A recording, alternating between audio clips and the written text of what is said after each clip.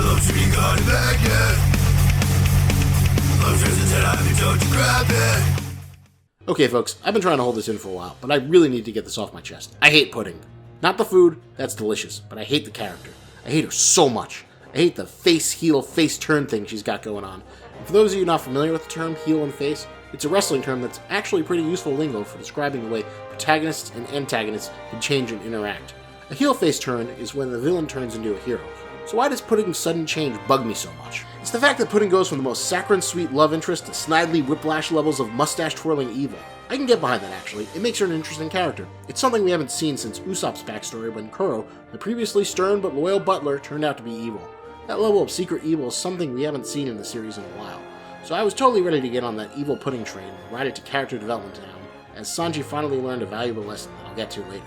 Part of why I was so willing to go with Pudding's heel face turn was how well supported it was after the fact. Her inner dialogue, her behavior, her evil monologuing, whenever she was alone, really sold the sudden change. And then we got to chapter 862. One compliment undoes everything. Suddenly she's not an evil monster. She's an emotionally injured Wabi who secretly just wanted to be loved.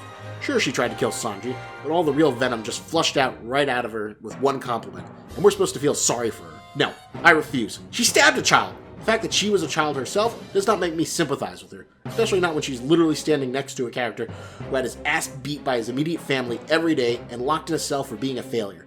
And he didn't stab anyone. In fact, most people who are bullied and ridiculed don't start stabbing people. Regardless of Oda's intent, I don't buy it. You know how to run a good heel face turn arc? Nico, Robin, and Alabasta. Oh, Robin's working for the big bad, but wait, she's offering the protagonist an eternal log pose. She just killed Vivi. Wait, no, she didn't. Vivi's fine. Crocodile just stabbed Luffy. Why is she saving him? We are constantly in doubt about her motivation and true personality. Pudding went from moe waifu to mustache-twirling sociopath, the yandere or something. I don't care what happens in the next bunch of chapters, or even the word of God from Oda himself. I don't fucking trust Pudding because she's unstable. This is what a mentally unbalanced person looks like. Who knows, maybe that's Oda's point. Maybe she'll have an Azula-style emotional meltdown, but I'll be furious if it turns out that she was just a goody two-shoes all along and only needed someone to tell her third eye was pretty. Also, on the subject, what the hell? One Piece is animal people, fish people, giants, and people who are just weird. Nobody batted an eye at whatever the hell was going on here. Nobody questioned Foxy either, and there's Senior Pink. Senior Pink has fangirls. At this point, I feel like it's reaching a little bit that someone would laugh at someone with an extra eye, especially Big Mom. Wasn't her creepy, weird shtick all about one big united family? She had to know Pudding would have a third eye. I mean, wasn't that kind of the point? I think Oda was just reaching for something to redeem an irredeemable character. He's just grasping at straws. But all that isn't really why I hate Pudding so much. I guess what I'm really annoyed about is that in all likelihood, this means Sanji's going to be cheated out of any actual character growth. And the same goes for the series as a whole. We were supposed to have the year of Sanji. I always assumed that would mean more than just having Sanji featured in a story arc. That kind of declaration usually means that maybe some changes to the character as they interact in the said story arc. It was a slim chance, but I really wanted Oda to cap off this whole thing with Sanji kicking Pudding in the face. One Piece is a great series, but it has a lot of the same problems that so many other shonen series have. The women are never quite on the same level as men, and it's something I'd really like to see change. I can't think of anywhere in the series where that kind of old school attitude towards how to treat women is more apparent than Sanji. Don't get me wrong, I love Sanji as a character, but I really just want him to get with the times a little more and acknowledge that women aren't magical, delicate flowers that always need to be protected because sometimes they're actually evil and need to be stopped just like the dudes. If Pudding were a guy, I'm pretty sure he'd be getting punched at some point.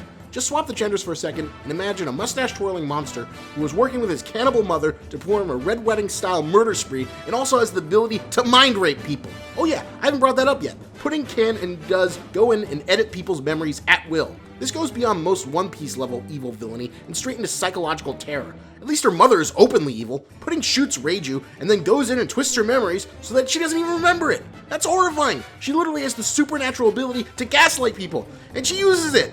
If anyone in this arc deserves a kick in the face, it's Pudding.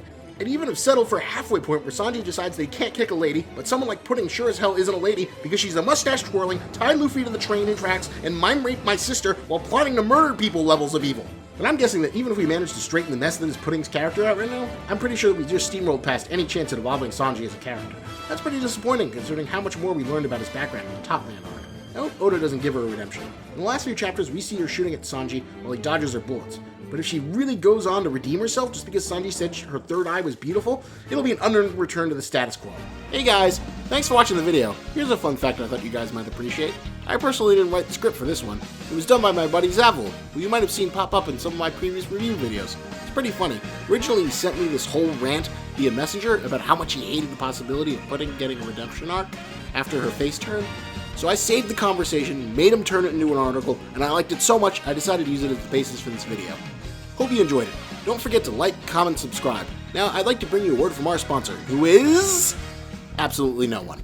Yeah, this channel is still in its infancy, so, no Audible, Loot Crate, or Crunchyroll. But I can sell you random crap I find on Amazon! So check out these awesome Overwatch Mousepads. Lose friends, gain enemies, and make everyone around you feel incredibly uncomfortable as you fondle your favorite Overwatch waifu while pretending to do work. Buy it now by clicking the Amazon link in the description. Or don't, but buy something else you actually want, because using the affiliate link is a great way to support this channel and get the stuff you actually do want. So thanks again for watching. See you in the next one.